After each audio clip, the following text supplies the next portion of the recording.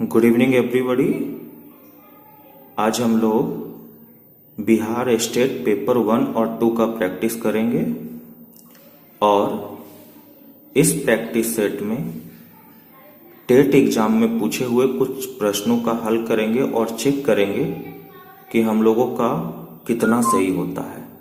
अगर 70 to 80% आप सही कर पाते हैं तो कहीं ना कहीं रिजल्ट होने का आपका चांस बनता है।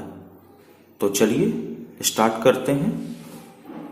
फर्स्ट क्वेश्चन है कि what will be the feminine gender of wizard. Wizard का फेमिनाइन जेंडर क्या होगा।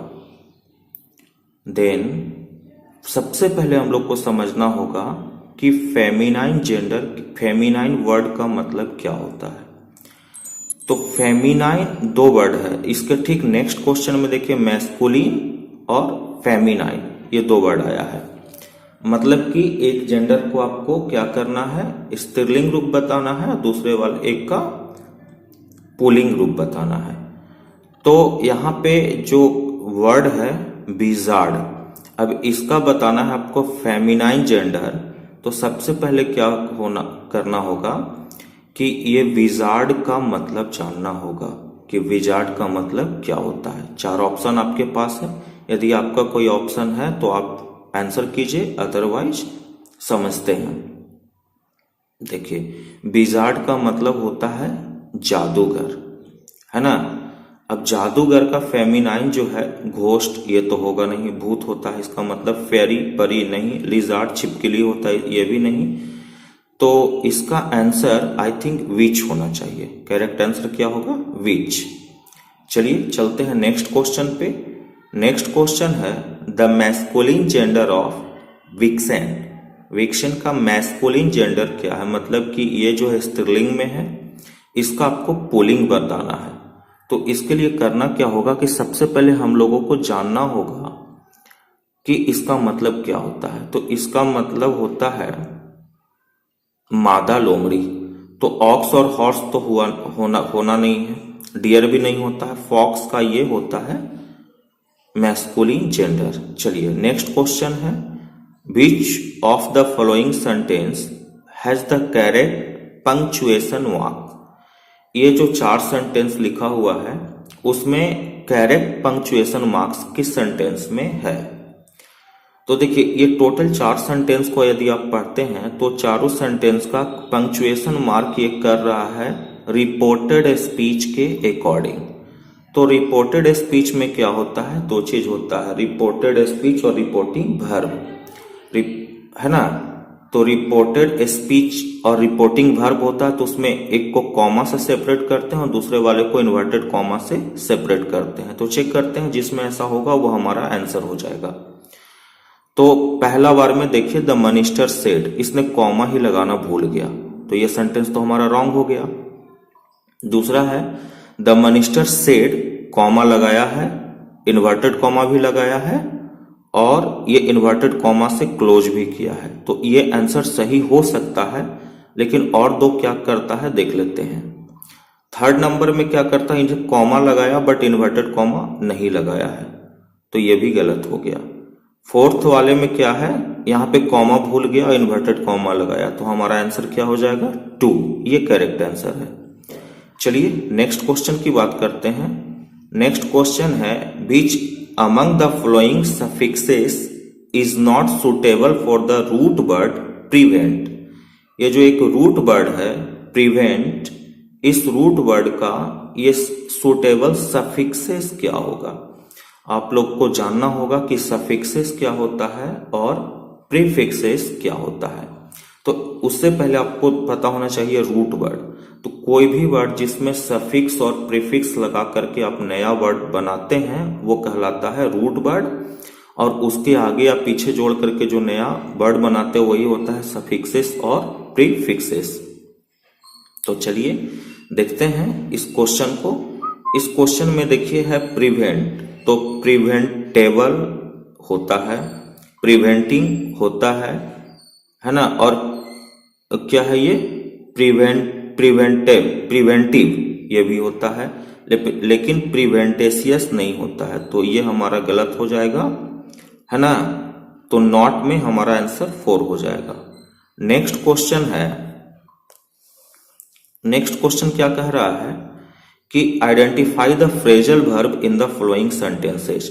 ये जो नीचे सेंटेंस है उसमें आपको फ्रेजल वर्ब को ढूंढना है। क्या कह रहा है? Thieves broke into the bank in the middle of the night. मध्य रात्रि में थीप ने क्या किया? बैंक में घुसा। तो यहां देखिए ये वर्ड जो है ना ब्रोक इनटू, ये वर्ड जो है ये आपका है फ्रेजल वर्ब। जहां पे भी ब्रोक इनटू है उसको कर लीजिए। देखिए ब्रोक इनटू ए नंबर में ही है, तो ये हमारा करेक्ट आंसर हो जाएगा। नेक्स्ट क्वेश्चन है complete the flowing sentences with the most suitable option. Most suitable option से आपको क्या करना है?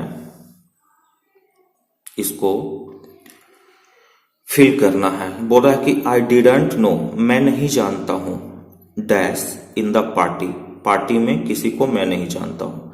तो इसमें डिडंट लगाया हुआ है तो नोबडी तो होगा ही नहीं कभी, ये ऑप्शन मेरा कट गया।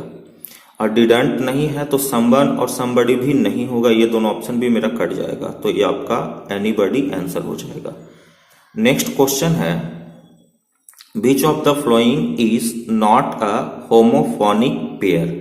इस चार में से कौन होमोफोनिक पेयर नहीं है? होमोफोनिक कहने का मतलब जिसका प्रोनाउंसिएशन एक जैसा हो। तो देखिए पढ़ते हैं, पढ़ के पता चलेगा क्या है।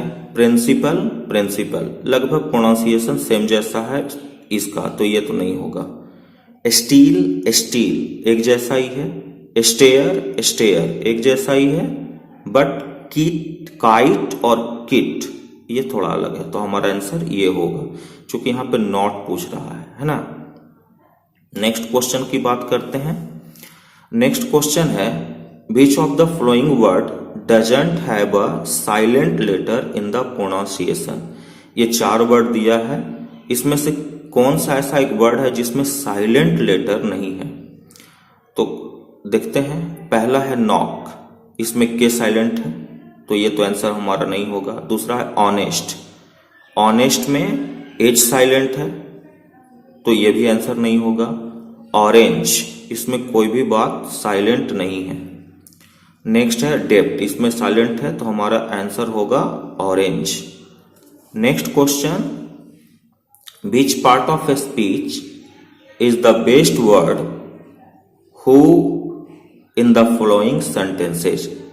देखिए यहां पे एक वर्ड है हु, ये हु वर्ड है। अब इसमें ये हु वर्ड जो है ये कौन सा पार्ट्स ऑफ स्पीच है?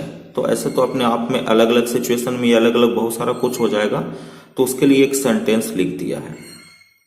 इस सेंटेंस को पढ़ के हम लोगों को बताना है।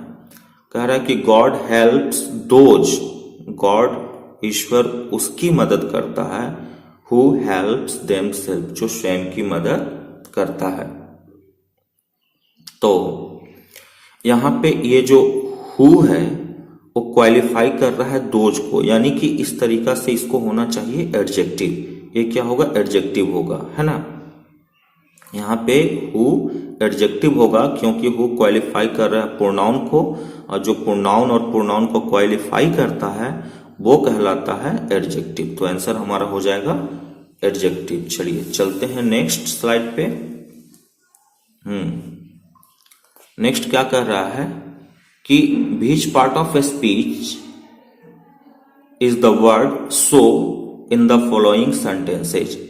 फिर से वही है कि ये जो सो वर्ड है, सो वर्ड ये क्या है? प्रेपोजिशन है, इंटरजेक्शन है, कंजंक्शन है या वर्ब है? तो इसको जानने के लिए हमको पढ़ना होगा इस सेंटेंस को। क्या कहता है कि Shruti wanted to work so she went to her room. देखिए जब कोई भी वर्ड 2 सेंटेंस को जोड़े तो वो क्या कहलाता है? कंजंक्शन कहलाता है। Shruti wanted to work, Shruti काम करना चाहती है। यहां से एक सेंटेंस हुआ, she went to her room, वो अपना रूम में गई, और इस वर्ड को जोड़ कौन रहा है? तो ये जोड़ रहा है सो, तो ये क्या हो जाएगा? कंजंक्शन। ऑप्शन 4 सही है। नेक्स्ट क्वेश्चन है which of the following sentence has a modal verb. इसमें से चारों में से किस में मॉडल वर्ब यूज हुआ है। मॉडल वर्ब कौन कौन होते हैं, can, could, may, might, would, है ना, शुड, आउट टू, ये सारे मॉडल वर्ब होते हैं। देखिए किस में है, he is flying a kite नहीं है, his father knows me well, इसमें भी कोई नहीं है, Ram is an intelligent boy, इसमें भी नहीं है। लास्ट वाले ऑप्शन है आउट टू, देखिए यहां पे ये दिया है, इसमें आउट टू, ये क्या है, इसमें मॉडल वर्ब यूज हुआ है, तो हमारा आंसर 4 होना चाहिए। नेक्स्ट क्वेश्चन क्या है, which of the following sentences has a possessive pronoun. इसमें से 4 सेंटेंस है, किस सेंटेंस में पजेसिव प्रोनाउन है। तो समझते हैं पजेसिव प्रोनाउन क्या होता है, साथ में पजेसिव एडजेक्टिव को भी समझेंगे। देखिए जैसे मैं बताऊं, जैसे माई है ना, माइन, योर, योर्स, हीज, हर, ये सारे में जैसे माई पजेसिव एडजेक्टिव है और माइन उसका पजेसिव प्रोनाउन है, योर पजेसिव प्रोनाउन है और योर्स पजेसिव एडजेक्टिव है। तो उस प्रकार से आप ढूंढेंगे। तो जैसे पहला वाला में है, पहला सेंटेंस में देखिए यहां माई है, तो माई पजेसिव एडजेक्टिव है क्योंकि इसका पजेसिव प्रोनाउन होता है माइन। दूसरा में हर है, ये पजेसिव प्रोनाउन है, इसका पजेसिव प्रोनाउन जो होता है ये पजेसिव एडजेक्टिव है और इसका पजेसिव प्रोनाउन होता है हर्स, तो ये भी नहीं होगा। ये मी आया है तो मी तो ऑब्जेक्टिव केस में आया है, ये तो होना ही नहीं है। आर्स, देखिए ये हमारा आंसर है, ये होगा। नेक्स्ट क्वेश्चन है which of the following sentences has a collective noun. Collective noun ये चारों में से किस में, तो जो समूह में रहता है वो क्या होता है, कलेक्टिव नाउन होता है। तो इसमें ये कैटल, ये कलेक्टिव है, तो ये 3rd नंबर का ऑप्शन हो जाएगा। इसमें हमारा cattle are grazing in the field, इसमें होगा। नेक्स्ट क्वेश्चन है identify the sentence in passive voice. ये 4 सेंटेंस लिखा है, 4 में पैसिव वॉइस में कौन है। देखिए जब भी एग्जाम में आए पैसिव वॉइस में ढूंढने के लिए तो सबसे पहले यह ढूंढना है कि जिस सेंटेंस में वर्ब 3 नहीं है वो पैसिव वॉइस में नहीं होगा। देखिए पहला वर्ब 1 है, ये पैसिव वॉइस में नहीं है। He will be taken care of, देखिए बी प्लस V3, ये पैसिव वॉइस में होना चाहिए। और कोई है क्या, नहीं। टीचर्स V1 है, नहीं होगा। फ्लाइंग V4 है, नहीं होगा। तो ये हमारा 2nd नंबर का ऑप्शन हो जाएगा। नेक्स्ट क्वेश्चन है, नेक्स्ट क्वेश्चन क्या कह रहा है कि identify the sentence in active. अब इसका उल्टा पूछ दिया कि एक्टिव में कौन होगा। तो एक्टिव में बहुत सारी चीज हम लोग को चेक करना पड़ेगा, है ना। देखते हैं the friend their friends will be caught, will be caught लिख दिया तो ये पैसिव में है। मेरा क्वेश्चन पूछ रहा है एक्टिव में, तो ये तो आंसर होगा नहीं। I know nothing about western philosophy, मैं वेस्टर्न फिलोसफी के बारे में कुछ नहीं जानता हूं, तो ये हमारा आंसर बन सकता है। कहीं ना कहीं से ये एक्टिव ही है, बट 2 और चेक करना पड़ेगा। French is not taut in my college, तो ये पैसिव है। नॉक्ड डाउन, ये भी पैसिव है, तो आंसर 2 ही सही है। नेक्स्ट क्वेश्चन है which of the flowing sentences is an exclamatory. Exclamatory का देखिए ये चिन्ह होता है, तो यहां पर आराम से इसे पकड़ा जा रहा है कि लास्ट वाला में लगा लिया है, तो ये एक्सक्लामेटरी, ये लास्ट वाला वर्ड होगा जिसमें है ना सर्टेन फीलिंग्स या और कुछ होता है, वो एक्सक्लामेटरी होता है। नेक्स्ट और आज का लास्ट क्वेश्चन है which of the following words has a silent letter in it. इसमें से कौन सा एक वर्ड है जो साइलेंट लेटर है। जैसे फॉर्म, ये तो पूरा पढ़ रहे हैं। क्योर, ये पूरा पढ़ रहे हैं। काम, इसमें साइलेंट लेटर में ये एल है, तो यही आंसर हो जाएगा। काम पढ़ने की जरूरत ही नहीं है। तो होप कि ये पूरा समझ में आया होगा। ये हम लोग बिहार स्टेट की तैयारी कर रहे हैं और इस तरह का ही प्रश्न कुछ मैं ये तो नहीं बोल रहा हूँ कि सेम प्रश्न आएंगे, बट इस तरीका से अगर रोज एक प्रैक्टिस करते हैं तो कुछ इस तरीका के ही प्रश्न आएंगे। साथ में आप फिगर ऑफ स्पीच इस चीज को भी पढ़ लेंगे, उससे भी 1-2 प्रश्न होते हैं, जैसे सिंबली, मेटाफर, पर्सोनिफिकेशन।